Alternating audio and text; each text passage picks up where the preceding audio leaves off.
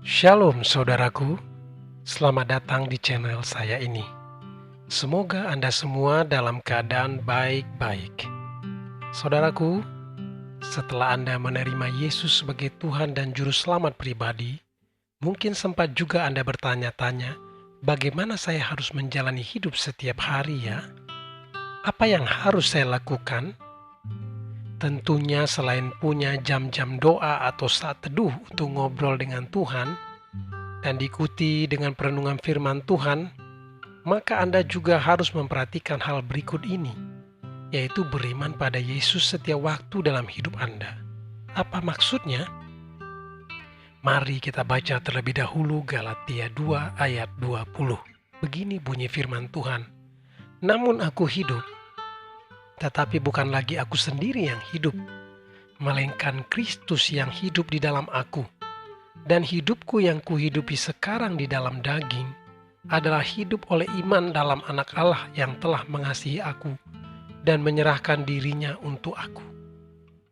Saudaraku, dari ayat ini kita dapat tarik minimal 2 pelajaran penting, yaitu yang pertama, keinginan daging kita sudah almarhum. Kita harus mengikuti keinginan Yesus.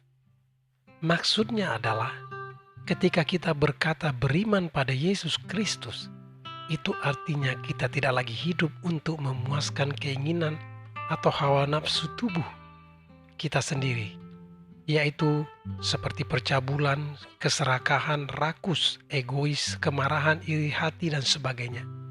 Namun, ajaran Yesuslah yang kita hidupi di dalam daging atau tubuh kita ini.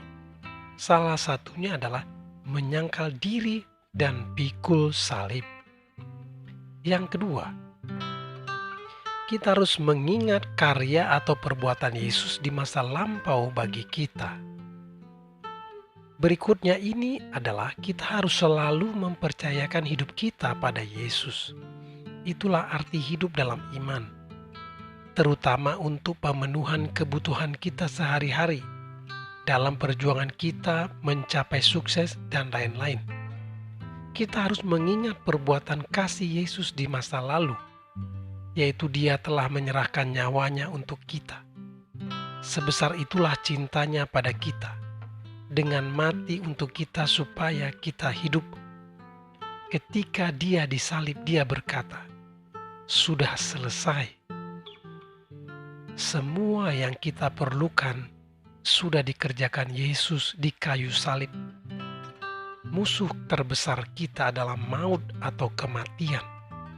Namun itu sudah dikalahkan di kayu salib. Apakah lagi masalah hidup yang lain? Itu adalah hal kecil. Ketika hari ini mungkin Anda sedang berjuang untuk sukses dan untuk pemenuhan kebutuhan Anda sehari-hari, ingatlah selalu dalam pikiran Anda dan renungkan betapa Yesus di masa lalu sudah mati buat Anda. Itulah bukti cintanya. Bahkan selama Dia hidup di bumi, Dia melakukan banyak mukjizat dan penuh belas kasihan pada orang-orang. Yang sakit Dia sembuhkan, yang buta Dia sembuhkan. Dia buat melihat, yang lumpuh Dia buat berjalan, yang berdosa Dia ampuni. Air menjadi anggur pada saat perkawinan kekurangan anggur. Dan banyak hal yang lain, bahkan yang mati Dia bangkitkan. Terlebih lagi sekarang kita sudah jadi anak-anak Bapa di surga. Tentunya kita adalah spesial di matanya. Oleh karena itu, ingatlah selalu karya Yesus di masa lalu. Saudaraku, hal ini paralel atau sejajar dengan apa yang tertulis di dalam Bilangan 14 ayat 11. Begini bunyi firman Tuhan. Tuhan berfirman kepada Musa, "Berapa lama lagi bangsa ini menista aku? Dan berapa lama lagi mereka tidak mau percaya kepadaku? Sekalipun sudah ada segala tanda mukjizat yang kulakukan di tengah-tengah mereka." Pada zaman Musa, Tuhan marah karena ketidakpercayaan bangsa Israel. Sekalipun mereka sudah melihat banyak mukjizat Tuhan, mereka tidak percaya, gampang sekali untuk tidak percaya. Kenapa mereka tidak percaya? Mereka gampang sekali lupa, penyakit lupa. Jadi hari ini saudaraku, jangan pernah lupa semua karya Yesus di masa lampau. Semua mukjizat yang pernah dilakukannya jangan pernah lupa. Termasuk yang Anda pernah alami secara pribadi. Mukjizat apa yang pernah alami? Keajaiban Tuhan apa yang pernah Anda alami? Terutama sekali kematiannya di kayu salib. Darahnya tertumpah untuk Anda, untuk pengampunan dosa Anda. Kita sudah diselamatkan. Dengan terus-menerus mengingat dan merenungkannya, merenungkan perbuatan Tuhan di masa lalu itu, maka Anda akan terus beriman kepada Yesus dan tidak gampang menyerah. Anda akan terus yakin bahwa Anda dikasihi, sehingga iblis tidak mudah menjatuhkan Anda. Dan Anda juga akan terus berani untuk mendapatkan apa yang Anda sedang pergumulkan atau doakan. Kiranya renungan firman Tuhan ini memberi semangat dan kekuatan baru kepada Anda untuk menghadapi kehidupan yang sedang Anda hadapi saat ini. Selamat berjuang saudaraku, Tuhan Yesus memberkati. Mari kita berdoa. Bapa yang baik, kami datang di hadirat-Mu pada hari ini. Kami bersyukur buat kehidupan yang Tuhan sudah berikan. Bapa, dalam mengikut Engkau, kami mungkin sudah banyak berdoa merenungkan firman Tuhan.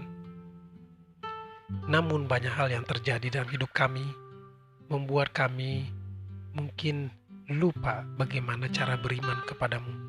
Bahwa dalam hidup kami sehari-hari, dalam menghadapi pergumulan kami, dalam menghadapi pergumulan dari luar maupun dari tubuh kami sendiri, kami belajar hari ini dari firman-Mu bahwa yang pertama, keinginan tubuh kami sudah mati, sudah almarhum.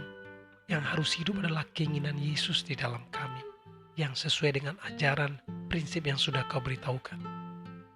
Yang kedua, bahwa kami harus selalu mengingat karya Yesus selama di bumi dan terutama kematian-Mu di kayu salib.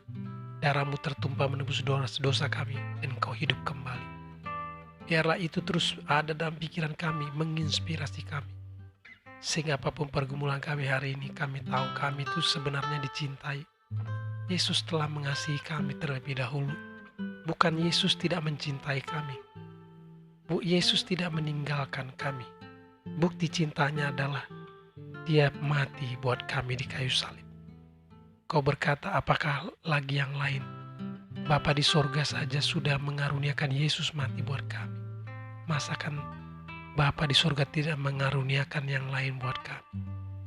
Terima kasih Bapa, ampunilah kami orang berdosa ini yang suka lupa akan segala perbuatan-Mu di masa lampau. Terima kasih Bapa, terima kasih buat kekuatan baru yang Kau berikan. Meteraikan firman-Mu dalam kami. Di dalam nama Yesus kami sudah berdoa dan mengucap syukur. Haleluya. Sama-sama katakan amin.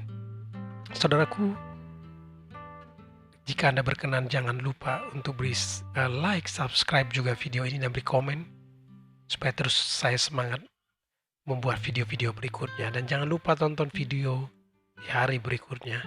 Tuhan Yesus memberkati Anda.